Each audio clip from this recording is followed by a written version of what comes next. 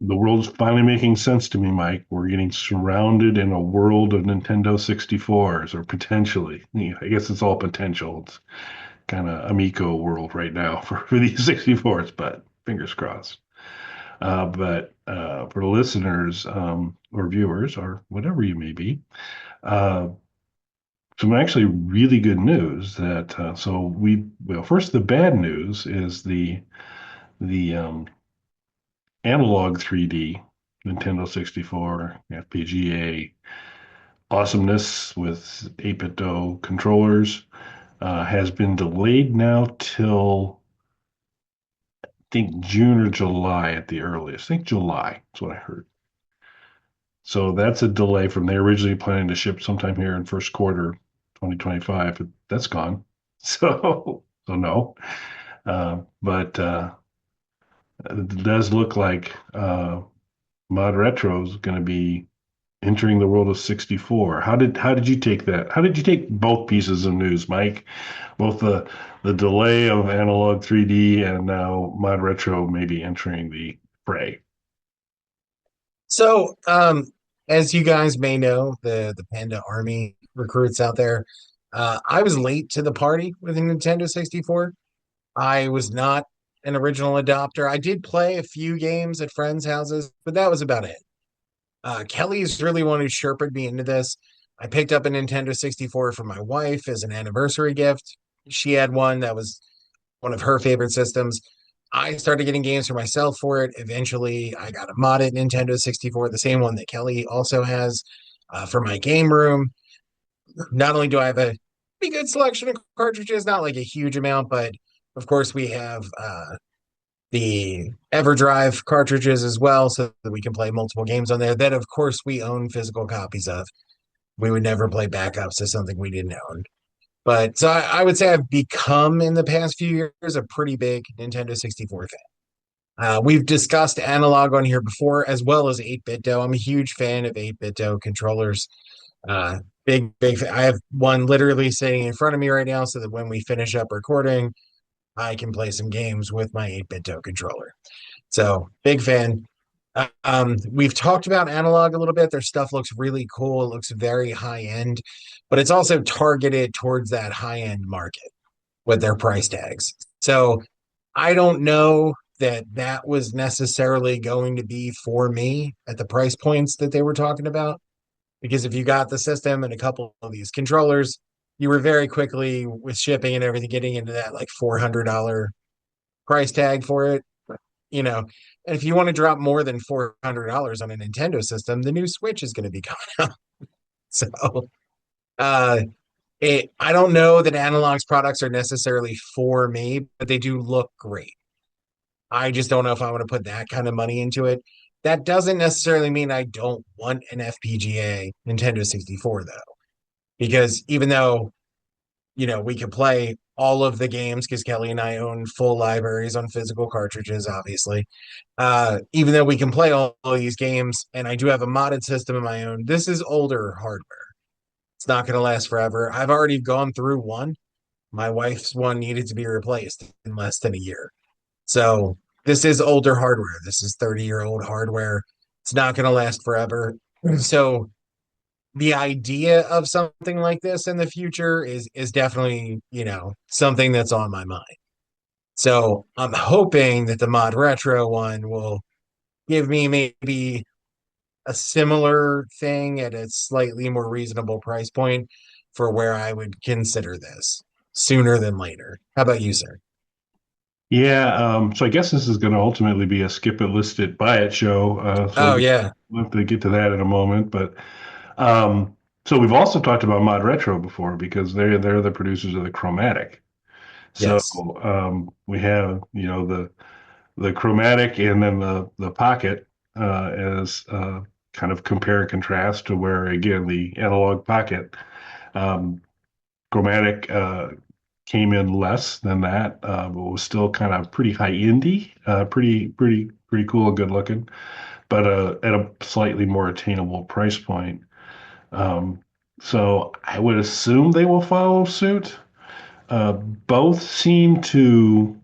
kind of like the whole scarcity model to a certain degree, that they do a fairly limited run, although I think on the chromatic, there are still chromatics that you can order. I think some of the colors aren't available anymore, but there's still some. So, but a lot of the analog stuff, it's like it's up and it's down and it's gone type of thing. So I think there may be more inventory from ModRetro at a friendlier price, and it'll be interesting to see if they kind of go the color route again and kind of offer it in a bunch of different colors. So it will be interesting to see. But yeah, I was excited to see. So I've got an OG system, then Warrior 64. Then Mike and I both got the modded Nintendo 64s, Warrior 64, and so I'm kind of good on Nintendo 64 games more because I think the Warrior is going to hang in there for a bit. Neither are FPGA, obviously. Certainly, the OG one's not, and um, but neither is the Warrior. So there's a certain promise to that. Um, the EverDrive that we have for all of the titles that we own and only those games we play.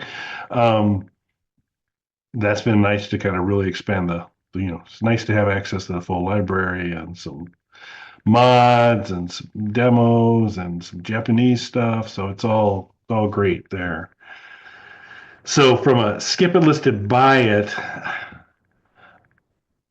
I'm gonna probably go skip this one for now, although I gotta wait because if it does come in at an attractive price, I'm super confident that it's going to be an awesome looking product and a well done product.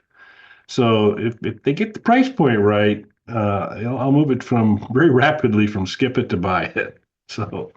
So I may skip it with an asterisk, depending on the price. So there's my there's my assessment. How about you? Probably about the same. I'm going to say list it rather than put the asterisk on there because so right now, do I need this? No.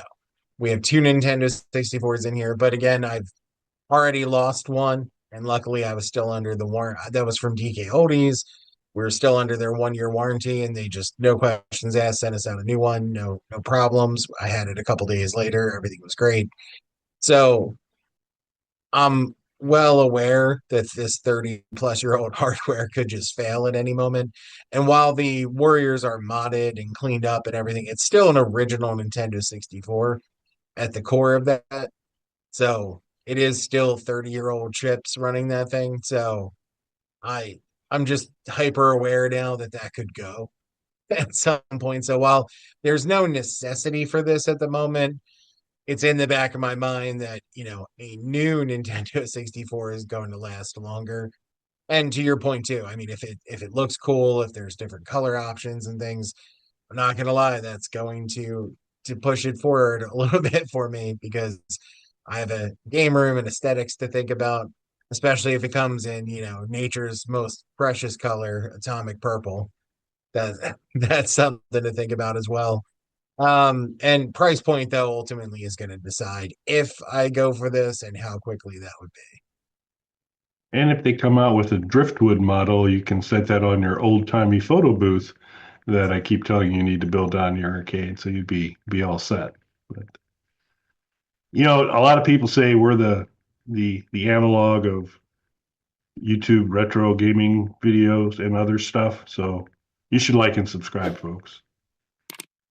Different folks, some of the same folks and different folks say that we're the analog of short podcasts.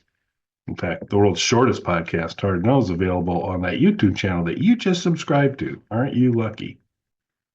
In the description of the YouTube channel you just subscribed to, there's a link we're kind of the analog of funny t-shirts. So those are there for you as well. And then finally, we're the analog of micro homebrew. So you can go to Bog Pandaverse, Bog Panda Vision. Gotta get that name down a little better. It's a link off our page. It's a link in the description of the YouTube channel that you just subscribed to.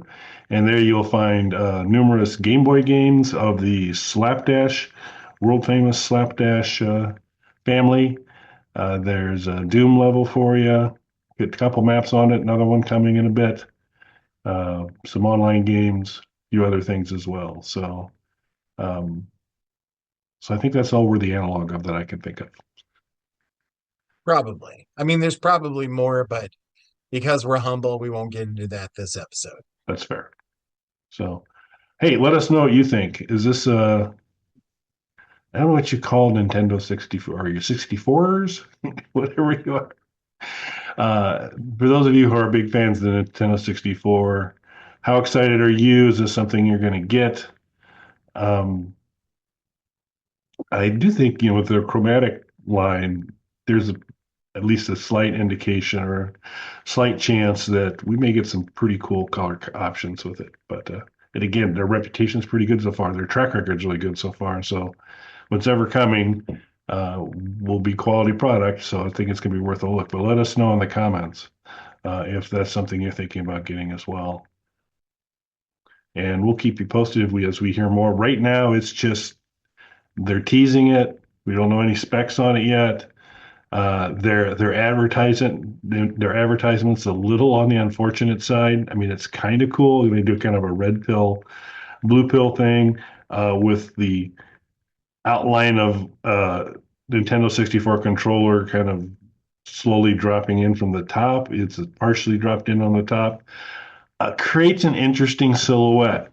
You can go ahead and look at that and see if you agree on that. Anything else to add, sir? No, I think that covers it, sir. Thanks for watching, everyone. Thanks, everybody.